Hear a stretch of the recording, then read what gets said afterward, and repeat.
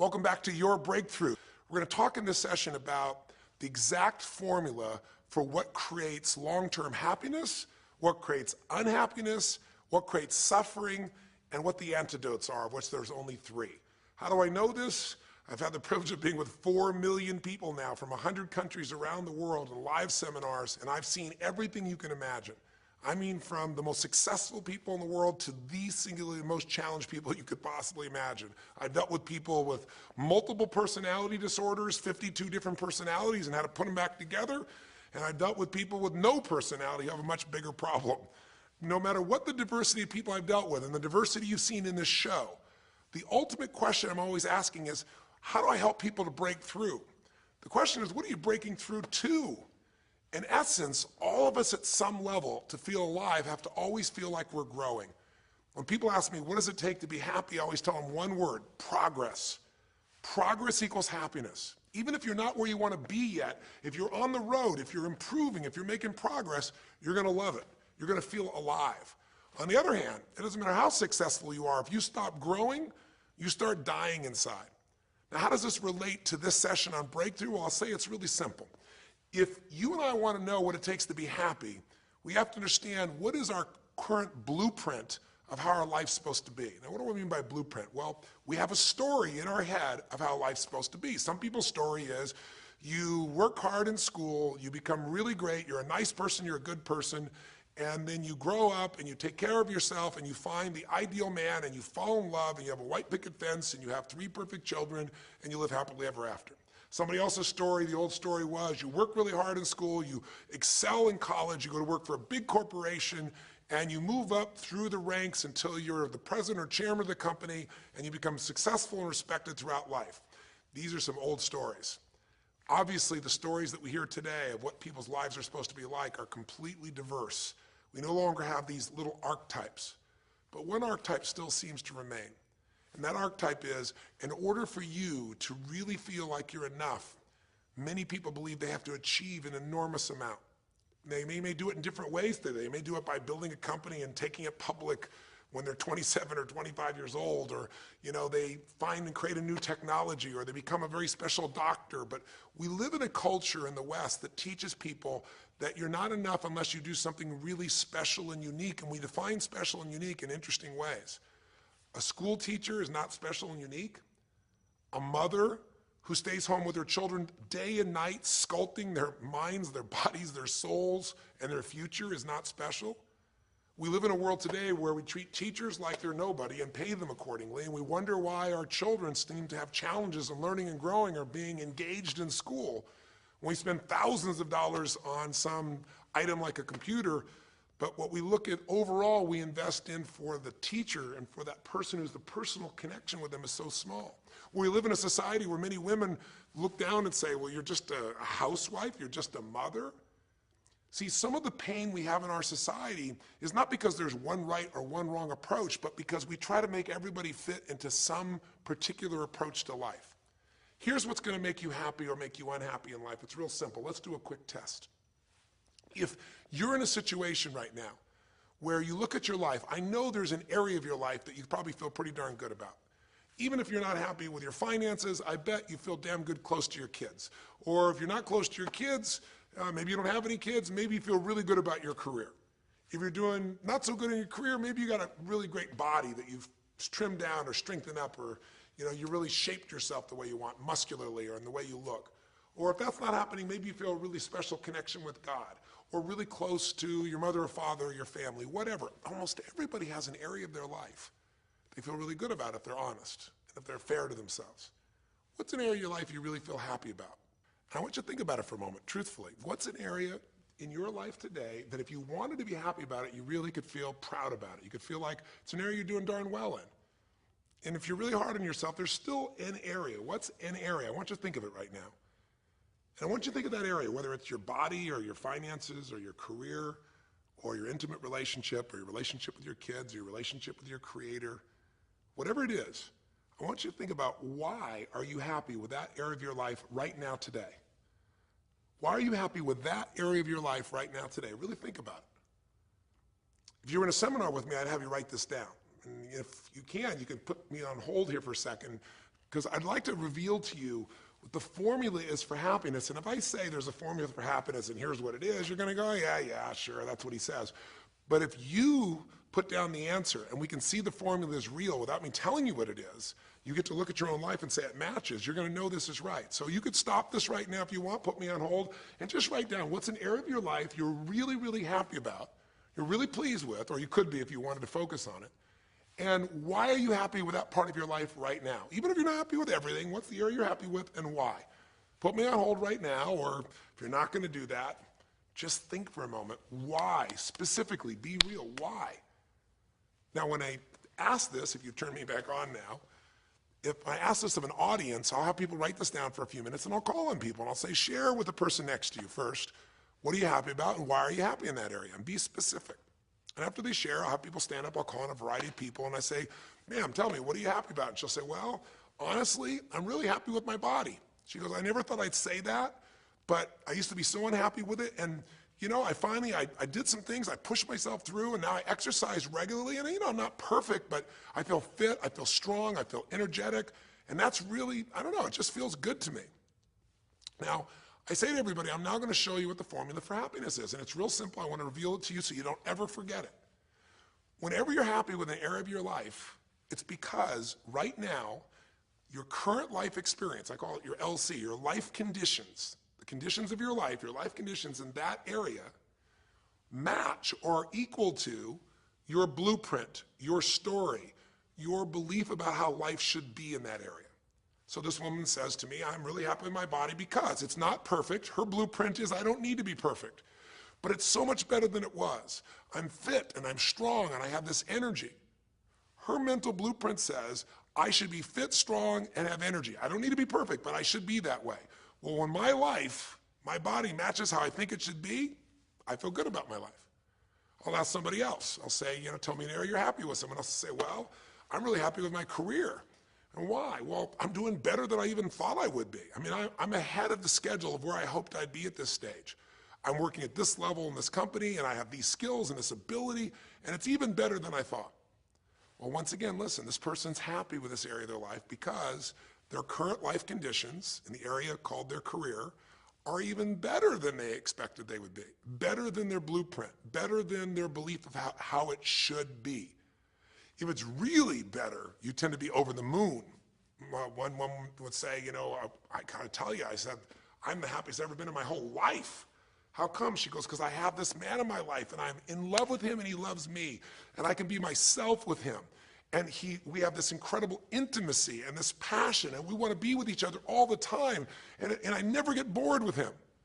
Well, what's her blueprint? You want to be with somebody that you can have total intimacy with, somebody who you love and loves you. Those are part of her rules, her beliefs of how it should be. She said, you know, it needs to be, I never want to be with anybody else. I want to be with them every moment. Her blueprint about how life should be and the way she lives, her relationship's even better than she hoped. When it's better than you hope, you're going to be totally excited. So think about this then. What's an area you're not happy with? Let's see if we can find the formula for unhappiness. If the formula for happiness is to be able to meet your expectations or exceed them, that really makes you excited, but to be happy, you gotta at least meet it. It doesn't have to be perfect, but if you generally are meeting what you expect you want from your life in that area, you feel good. Life conditions match blueprint, feel good. So what makes you feel bad? What creates pain, stress, frustration? Real easy way to figure it out. Answer this question. What's an area of your life you're not happy with?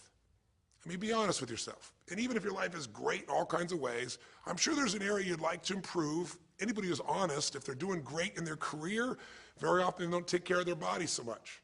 If they're really focused on their body, you know, very often they find themselves in a position where they're not spending enough time with their kids. Or if they're spending time with their kids, their intimate relationship's not doing so well. Because it's the nature of human beings to focus on areas they feel comfortable with and strong in and give those time.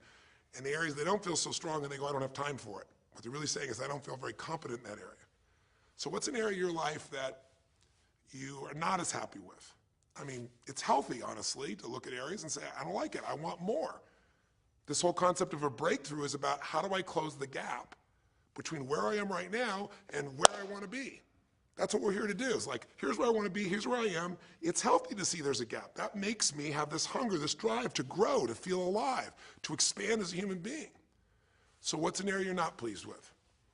Is it your body? Is it your finances? Is it your career? Is it your spiritual life or lack thereof in terms of feeling connected in that area? Is it your kids? Right? What's the area? What's the area that's not where you want it to be? And then answer for a moment, why aren't you happy with that area of your life right now? Why specifically today are you not happy with that area of your life at this stage of your time of your life? Again, you can stop this and write it down. Might be useful for you.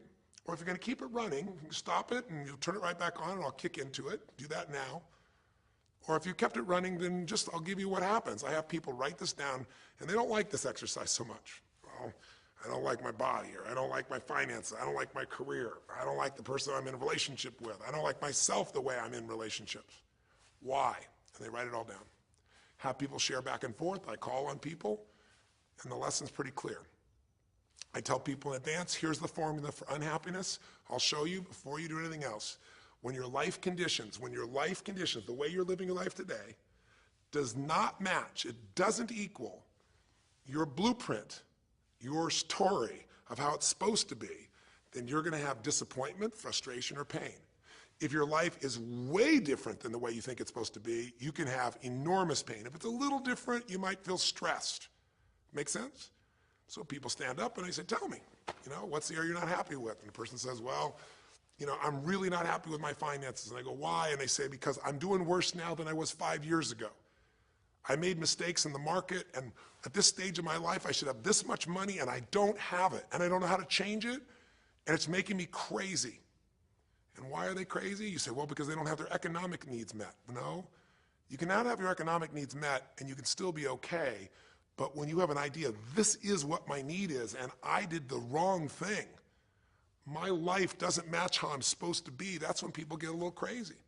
See, think about it. If you grew up taking care of folding your own clothes, making your own meals, going to the store, doing the grocery shopping, cleaning the bedroom, cleaning the house, vacuuming, taking out the trash, and you did that your whole life, then if you have to do that later on, you don't feel like you have economic pain because you don't have a maid. But if you grew up in an environment where everything was done for you, you never have to work, and now suddenly you have to work incredibly hard to just pay enough money to pay your bills, and all of a sudden food is building up and the house is dirty and your clothes aren't folded and nothing matches, you might find yourself really angry and frustrated because you have a different story about how life's supposed to be than how it is. Someone else will say, well, I'll tell you why, because I'm in a situation now where, I'm 30 pounds heavier than I should be. Should be is the key word. There are people in all cultures who love being big. There are people that will walk around and someone else might think they're massively overweight, but they're going, I own this, honey, and they really, truly, they match their blueprint. Big is beautiful, because their idea is big is beautiful. I'm big, that's beautiful, matches my blueprint. Rock and roll, I'm happy as can be. Somebody else can look like a twig and be stressed out saying, I hate my body, because their blueprint says I should be the skinniest thing on earth, and I'm not skinny enough. Am I making sense? When your life conditions don't match your blueprint, you're going to have pain. But here's when you suffer. When I ask people, who here has been through the dark night of the soul? Who's been here in a situation where you feel like life isn't worth living, or we feel like a pain that just will never go away? And a lot of people write down those experiences, like Joaquin. So you'll begin to understand what the issue is I'm talking about here. Joaquin, if you recall, was in a situation where this man felt like there was no reason to live. He couldn't work, he couldn't do anything, his life was worthless. Why did he think that? Because he had a blueprint. And his blueprint said, I need to be an NBA basketball player, at least a professional basketball player. I need to be able to make money and have this great lifestyle, because that's what makes me worthwhile as a human being. That's what makes my family respect me, my mother, my uncles, my aunts. I'm the successful one in the family, and I make the money. I support everybody. He's a good man. He didn't come just to be successful. He took care of his mother, his family. He tried to be an inspiration for people. Joaquin Hawkins is a man who was always going out on his free time and training kids and showing them the pathway to freedom, how they could play basketball and get free like he did and get out of the inner city. So this man is not a selfish man, but he knew this is the way to be worthwhile. This is the way to be able to give to people. This is the way to take care of your family. And all of a sudden, one night, what happened? That way was taken from him. He has a stroke. And in the middle of the night, his life conditions make it impossible to be who he has to be, or he feels like he's worthless. You get it? We have an identity. We have a story of how we're supposed to be. And if life somehow gets in the way of that story, we feel pain. But if we feel we have no control, that's when we go into suffering. See, it's one thing to say my life doesn't match my blueprint, I got to lose weight. That might stress you out. Or my life doesn't match my blueprint, I'm not in a relationship, I got to get in one. That might motivate you even. You might not like it, but you're going to find a way to get in one. Or my career doesn't match how I should be, you could change it. But when you start believing that your life doesn't match your blueprint and you have no control to change it, you're helpless, that's when people suffer. And so this week for your breakthrough, it's a chance for you to start to take a look at your blueprint anywhere you're really having pain. Hey, look, if you're doing great in some area of your life, celebrate it, of course, and I'm sure there are many areas you are. But life is really a series of growth spurts. I mean, two things in life make you feel alive: growing and giving. And what's really wonderful about this man, Joaquin, is he was constantly growing, trying to get better, trying to be a better teammate, a better basketball player. Think about it. When he didn't make the teams and he didn't make the NBA, he didn't give up. He worked even harder. The guy was always striving to become something. And he became it, and he achieved it, and then life took it from him. Isn't that the common denominator with so many of the people in the stories of this 6-part series that you saw, these 6 specials? I mean, Frank and Kristen had a blueprint of what life was supposed to be about. We're supposed to get married and have children, and we're going to have our own business. And all of a sudden, life doesn't match the blueprint. And suddenly, there's depression. Because in their case, they said there's nothing we could do. But they were wrong.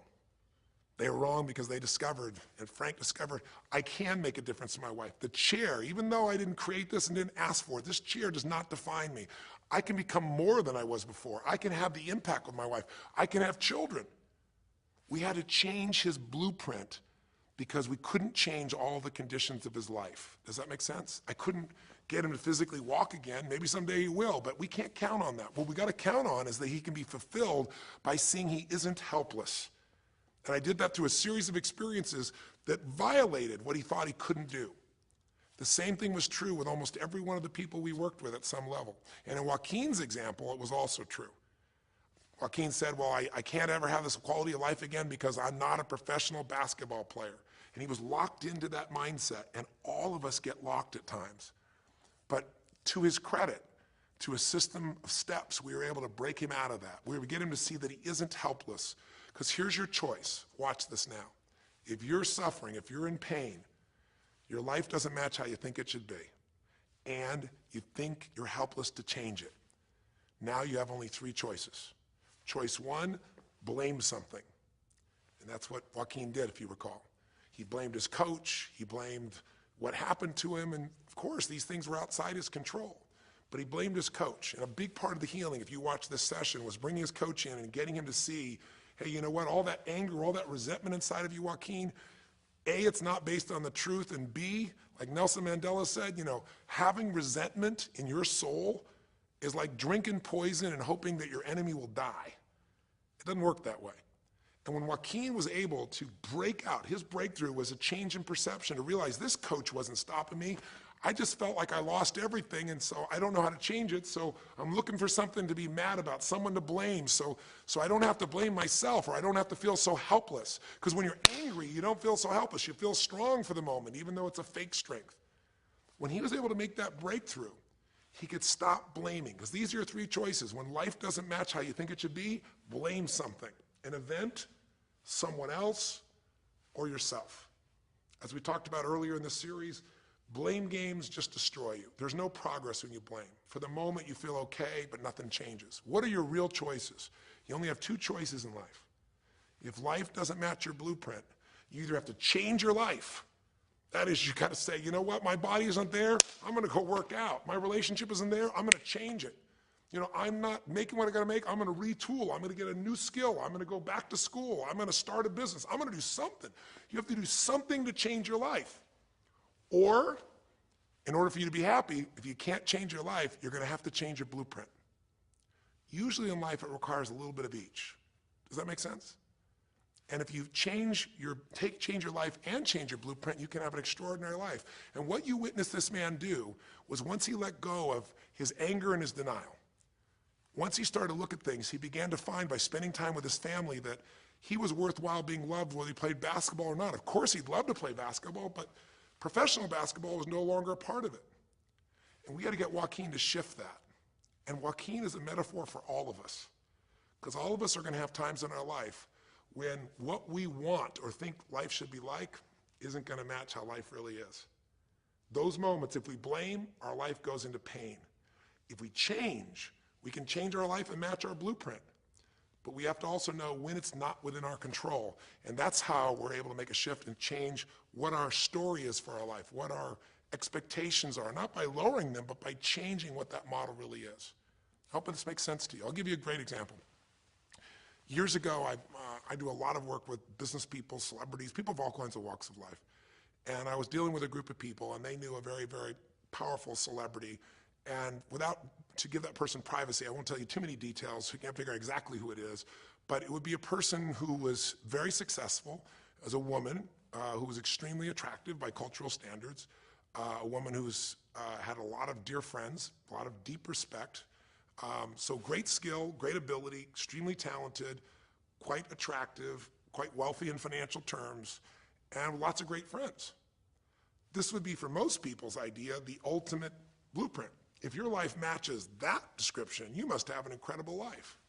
But ironically, this particular individual, as famous as they were, was depressed all the time. They had seemingly everything, and yet the person was depressed. How do you get depressed when you're smart, and you're strong, and you're beautiful, and you got great friends, and you're rich, and you're famous? Well, it's real simple. People said, I don't know what it is. Everyone's tried to help her. She's been through counseling. She's got all these different drugs. Nothing's working. She's taking antidepressants, and she's still depressed, which is not uncommon, by the way.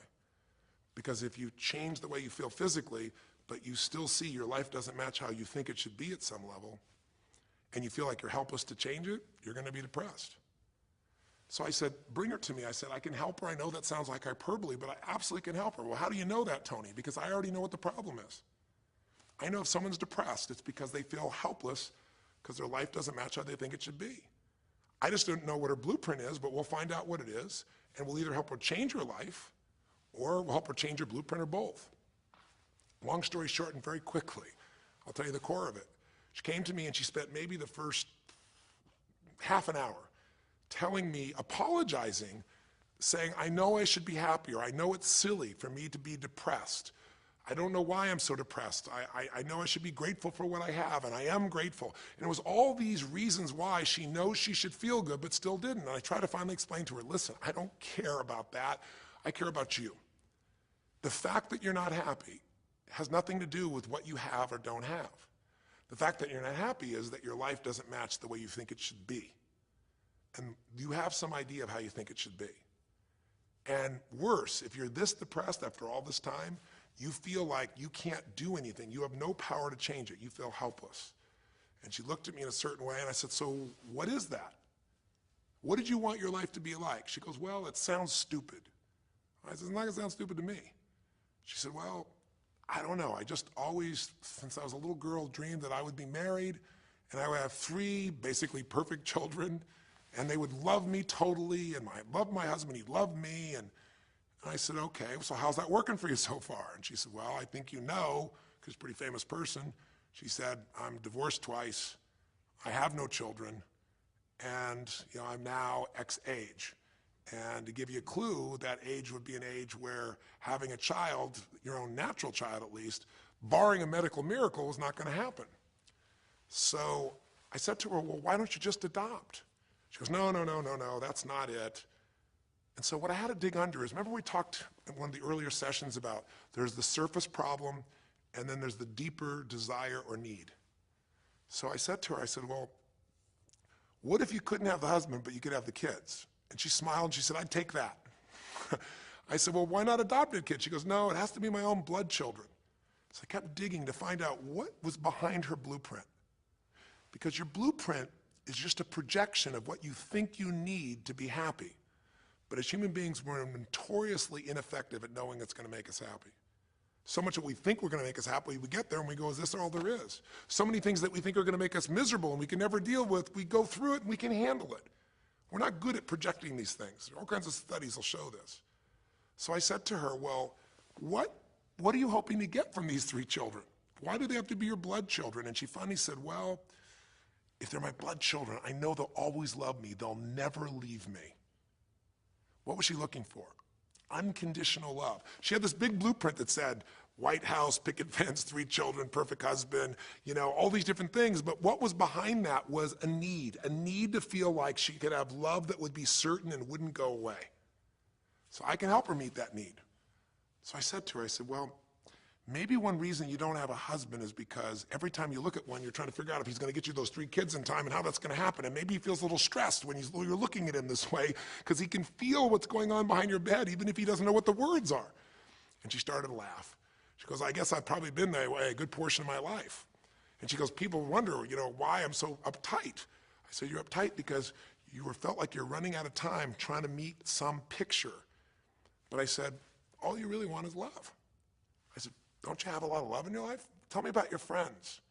And gradually, I got her to start seeing this love that she was trying to get was already here. It didn't match the picture. Maybe we could paint a new picture of what life could really be like and make sure that picture met her deepest needs. That's basically what we did with Joaquin. Joaquin wanted to be a professional basketball player because he loved basketball, yes, but also because he wanted to be that man who was a leader. He wanted to be the man who was the good man. He wanted to be the one who brought energy to people. He wanted to be the man people would look up to. He wanted to be the man who could take care of his family in style, all of his family, not just his daughters and his wife, but other people as well. Underneath it all, he wanted to know that he mattered. And through the process that you saw on this show, he began to find out that he didn't need to be angry at the world, that yes, his blueprint was taken from him, but his soul and his ability to be a special human being that could touch other people was not taken from him. That maybe his real gift was his ability to inspire young kids, his ability to get himself to do whatever it took. How did he become a professional basketball player? Unbelievable discipline, unbelievable drive. He started bringing that to picking up trash, and the game started to change. He started to have fun there. He could come home and take care of his kids and pay his bills. That doesn't solve everything, but it gives him a way to suddenly regain himself. When he sat around with all of his family, and you saw part of those scenes, and if you watch little areas of browsing this week, you'll see some more scenes from his family where you see him begin to realize they love me whether I'm rich or poor. They love me whether I'm a professional basketball player or not. They love me. That's what he was really after. And when he got that, it allowed him to let go and say, I can do other things.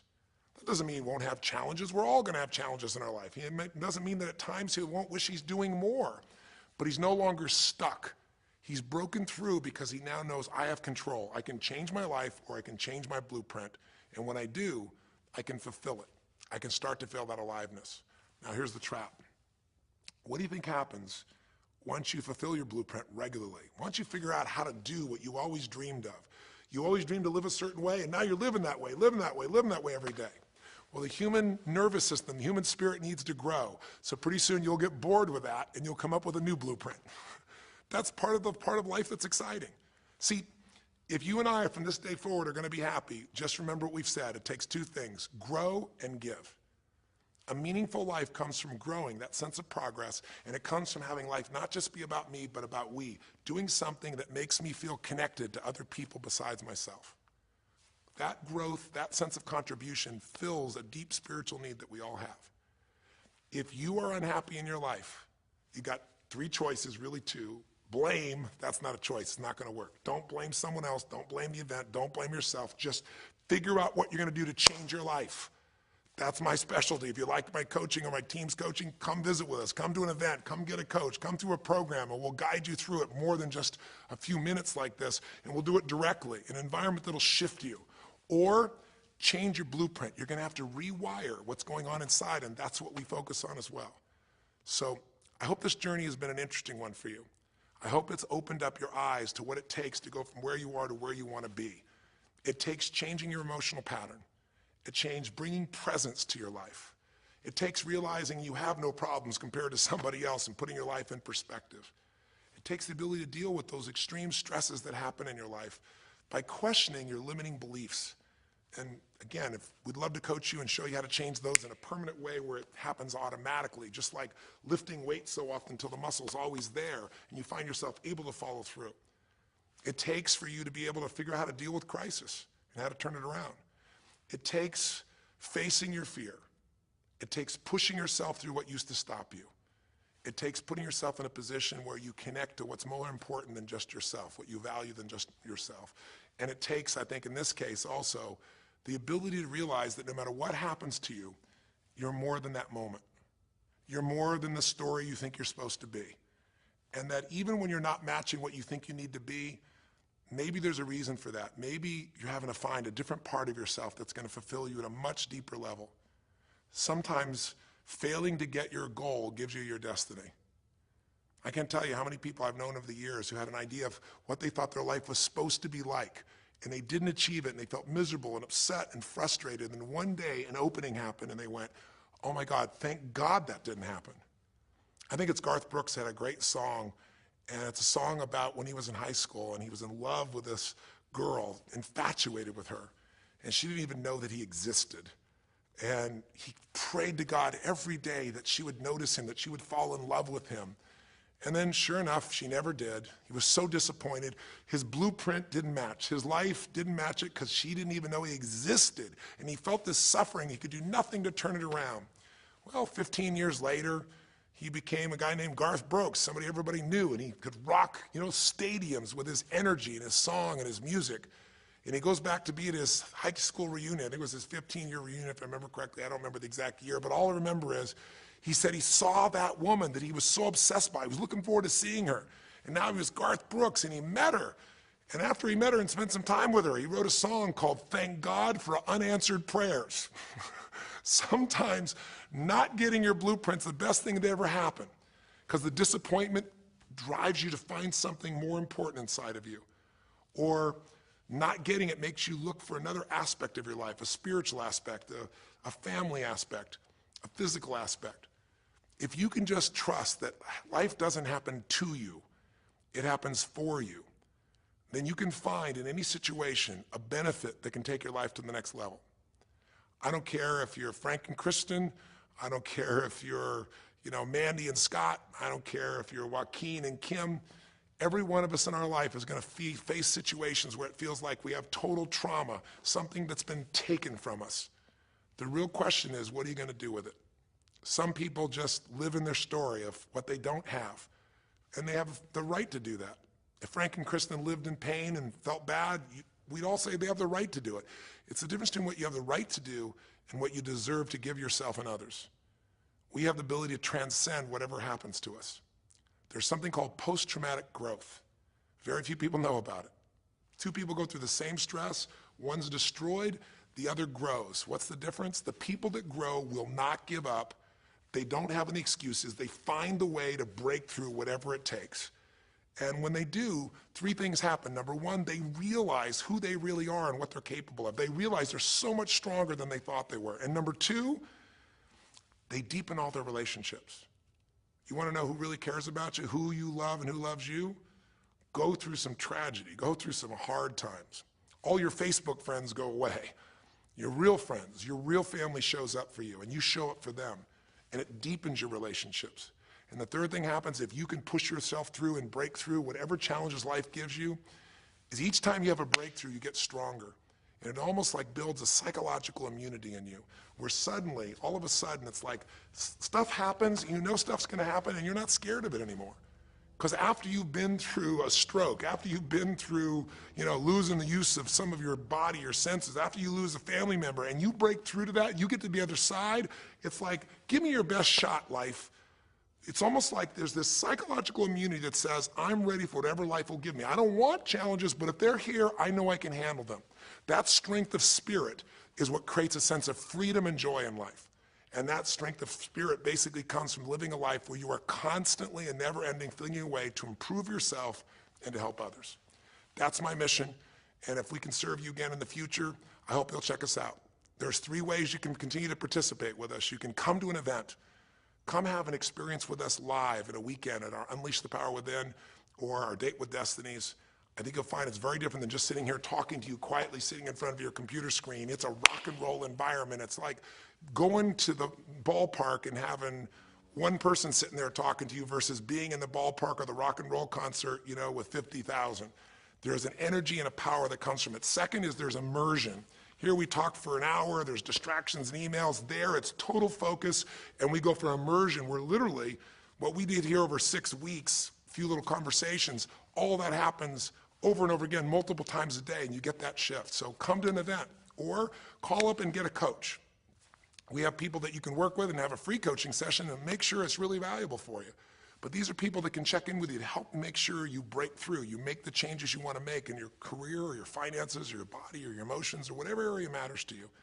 And finally, lastly, and probably most importantly, every day you got to feed your mind. Because every day most of us are turning on, you know, some form of news. It shows up in our pocket, in our Blackberries or iPods or our iPhones, I should say. It shows up on your computer constantly. It chases us, and it rarely does a good idea interrupt you.